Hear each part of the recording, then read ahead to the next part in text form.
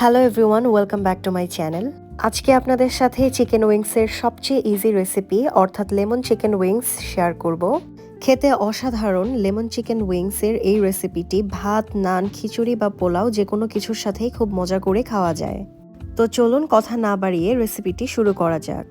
আমি এখানে 9 পিসের মতো চিকেন উইংস নিয়েছি। প্রথমেই দিয়ে দিচ্ছি শুকনো মরিচের গুঁড়া 1.5 চা চামচ, কারি পাউডার দিচ্ছি 2 চা চামচ, লবণ দিয়ে দিব 3 চা চামচ, গরম মশলার গুঁড়া দিয়ে দিচ্ছি 2 চা চামচ, 1 টেবিল চামচের মতো সয়া সস দিয়ে দিচ্ছি, হাফ টেবিল চামচ লেবুর রস দিয়ে দিচ্ছি,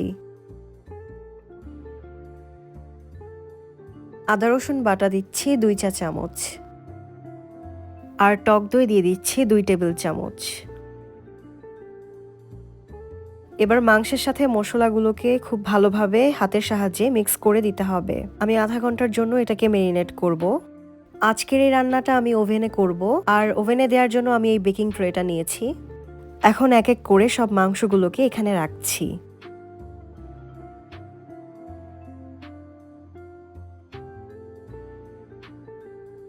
এবার হাফ টেবিল চামচের মতো তেল এখানে অ্যাড করে নিচ্ছি। এবার অ্যাড করে দিব কিছু ভেজিটেবল। তো প্রথমেই আমি কিছু টমেটোকে কুচি কুচি করে এখানে দিয়ে দিচ্ছি। এবার দিয়ে দিচ্ছি আলু, সামান্য কিছু পেঁয়াজ পাতা দিয়ে দিচ্ছি। তবে পেঁয়াজ পাতা না দিয়ে আপনারা চাইলে পেঁয়াজ দিলেও হবে। এখন দিয়ে দেব সামান্য পরিমাণে মাংসের মশলা, আর মশলাটা আমি উপর দিয়ে একটু ছিটিয়ে দেব এভাবে। আর যে বাটিতে আমরা মেরিনেট করেছিলাম সেখানে থেকে যাওয়া বাকি মশলাগুলো আমরা এখানে দিয়ে দেব।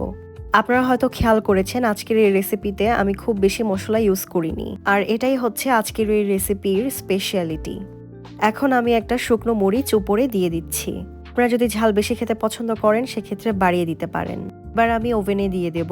ওভেনকে 150-এ দিয়ে আমি 15 মিনিটের জন্য প্রিহিট করে নিয়েছিলাম, আর এখন আমি 230 ডিগ্রি সেলসিয়াস দিয়ে 30 মিনিটের জন্য দিয়ে দেব। 30 মিনিট পর ওভেন থেকে মাংসগুলোকে বের করে উল্টে দিতে হবে, এতে করে উপর থেকে যে তাপটা আসে সেটা মাংসের দুই সাইডেই লাগবে। আবারও আমি 25 মিনিটের জন্য 230 ডিগ্রি সেলসিয়াস দিয়ে ওভেনে দিয়ে দেব। 25 মিনিট পর আমাদের চিকেন উইংসগুলো ডান হয়ে গিয়েছে। উইংসগুলো খুব ডিপলি কুকড হয়েছে। খেয়ে বোঝাই যাচ্ছে যে এটার ভেতরে আর সাদা থাকার কোনোই সম্ভাবনা নেই, আর খেতেও অসাধারণ মজা হয়েছে। রেসিপিটি যদি আপনাদের ভালো লেগে থাকে তাহলে অবশ্যই লাইক বাটন প্রেস করবেন, আর মজার মজার রেসিপি পেতে আমার চ্যানেলে সাবস্ক্রাইব করবেন। কোনো রেসিপি নিয়ে যদি টিপস অ্যান্ড ট্রিক্স শেয়ার করার থাকে তাহলে কমেন্ট বক্সে শেয়ার করবেন। ধন্যবাদ সবাইকে।